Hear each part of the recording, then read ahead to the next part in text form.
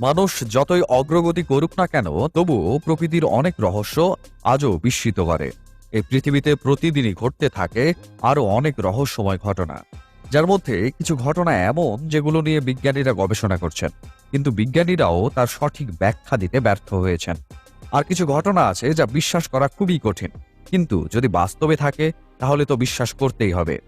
বিশ্বের বিষয়ের আজকের এই ভিডিওতে আমরা পৃথিবীতে ঘটে যাওয়া এমন 7টি সবচেয়ে রহস্যময় এবং আশ্চর্যজনক ঘটনার কথা বলতে যাচ্ছি, তাই ভিডিওটি শেষ পর্যন্ত আমাদের সাথেই থাকুন।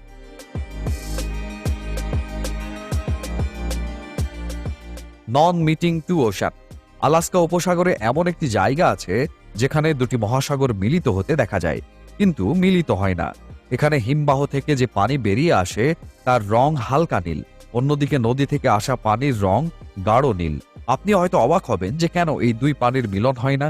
এর পেছনে দুটি বিশেষ কারণ রয়েছে।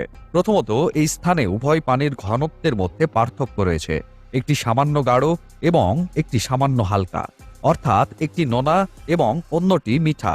এবং দ্বিতীয় কারণ তাদের ভিন্ন তাপমাত্রা, একটি হিমবাহ থেকে আসে যা ঠান্ডা এবং অন্যদিকে নদী থেকে আসা পানি হিমবাহ থেকে আসা পানির চেয়ে বেশি উষ্ণ। এই দুটি বিশেষ কারণ যা এই দুটি পানিকে একে অপরের সাথে মিশতে দেয় না।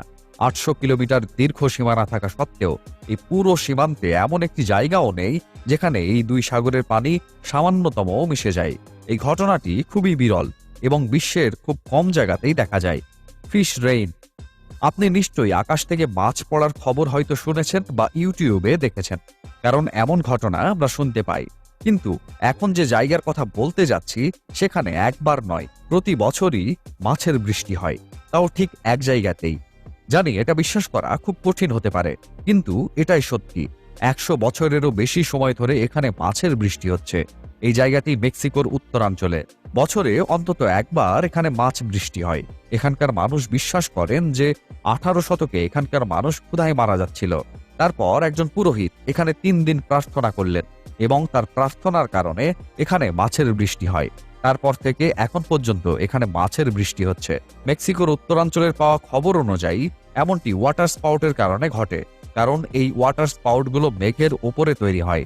সাগরের পানিতে মাছ আছে, আর তা ওয়াটার স্পাউটের মাধ্যমে সমুদ্র থেকে মেঘে উড়ে যায় এবং এই পানি বৃষ্টি আকারে মাটিতে পড়ে।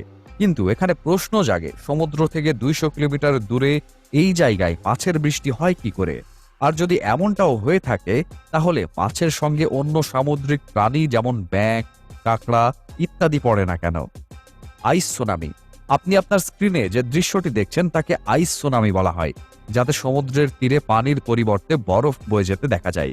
এই বিরল ঘটনাটি 3টি জিনিসের সংমিশ্রণে তৈরি হয়েছে: আংশিক গলে যাওয়া বরফ, প্রবল বাতাস এবং অগভীর তীর, অর্থাৎ এমন জায়গা যেখানে পানি বেশি পরিমাণে জমা হয় এবং খুব কম তাপমাত্রার কারণে তা বরফে পরিণত হতে পারে। উদাহরণস্বরূপ, একটি লেক, নদী বা সমুদ্রের আংশিক গলে যাওয়া বরফ প্রবল বাতাসের কারণে বরফের স্তর ভেঙে ভেঙে তীরে এসে পড়ে, যাকে আইস সুনামি বলে। এটি একটি বিরল প্রাকৃতিক ঘটনা যা খুব কমই দেখা যায়। তবে হ্যাঁ, এই ঘটনাটি বেশিরভাগ কানাডা, মার্কিন যুক্তরাষ্ট্র এবং রাশিয়ার মতো দেশে দেখা যায়। এটি প্রকৃতির অসামান্য শক্তির আরেকটি উদাহরণ। Ringing rock. রিঙ্গিং রক হল পেনসিলভেনিয়ার পাহাড়ের চূড়ায় রহস্যময় পাথরে পূর্ণ একটি এলাকা। কেন এবং কিভাবে এই শিলাগুলো এখানে এসেছে তা কেউ জানে না।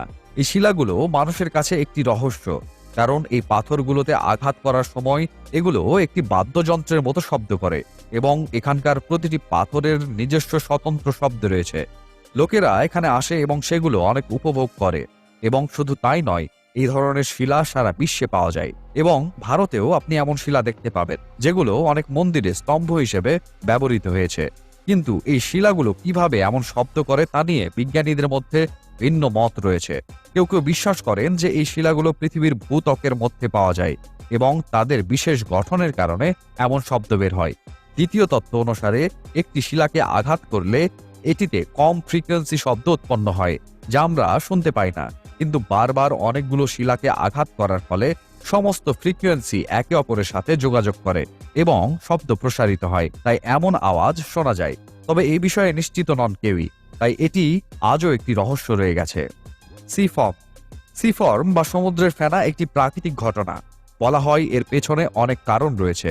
যেমন পানিতে থাকা মৃত প্রাণীর প্রোটিন এবং পানিতে রাসায়নিক পদার্থের উপস্থিতির কারণে বা নোনা পানি চলাচলের কারণে ফেনা তৈরি হয়।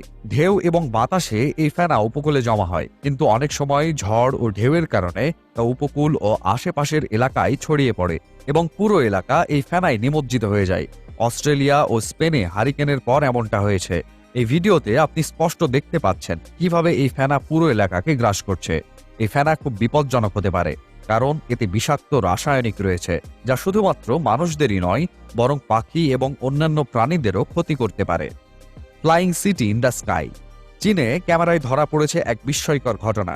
চিয়াংসি অঞ্চলে হাজার হাজার চীনা নাগরিক কয়েক মিনিটের জন্য মেঘের মধ্যে ভেসে থাকা রহস্যময় একটি শহর দেখেছিল। কয়েক মিনিট পর এই দৃশ্য দৃষ্টির আড়ালে চলে যায়। এই ঘটনাটি মানুষকে বিস্মিত করে রেখেছিল। আকাশে একটি শহরের মতো একটি দৃশ্য স্পষ্ট দেখা যাচ্ছিল। এক নাগরিক ক্যামেরায় এই অপরূপ দৃশ্য ধারণ করতে সক্ষম হন, যদিও কিছু মানুষ এই ছায়াটিকে প্যারালাল ইউনিভার্সের অস্তিত্বের প্রমাণ হিসেবে বিবেচনা করছেন। অন্যদিকে লোকেরা যুক্তি দেয় যে এটি ব্লু বিম টেস্টের ফলাফল। এটি একটি ষড়যন্ত্র তত্ত্ব, যা অনুসারে নাসা একটি নতুন যুগের ধর্ম চাপিয়ে দেওয়ার চেষ্টা করছে। চীনের প্রযুক্তিগত সাফল্যের কথা মাথায় রেখে এটা সম্ভব যে কোনো টপ সিক্রেট হলোগ্রাফি প্রযুক্তি একটি ঘন বসতিপূর্ণ শহরে পরীক্ষা করা হয়েছে, যা সাধারণ মানুষের প্রতিক্রিয়া জানার জন্যই হয়তো এই পরীক্ষা করা হয়েছিল। কিন্তু কেউ জানে না যে আকাশে এই জিনিসটি কি ছিল। Boiling river.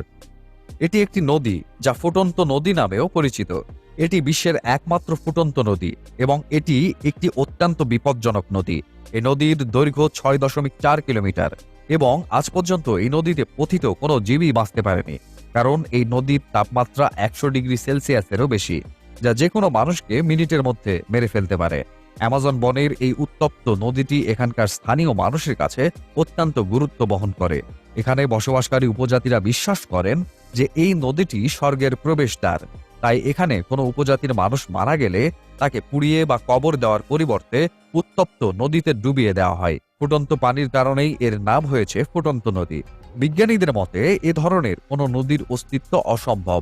এর একটাই কারণ হতে পারে যার কারণে একটা নদীর পানি এত গরম হতে পারে, আর সেটা হলো নদীর চারপাশে সক্রিয় আগ্নেয়গিরির উপস্থিতি।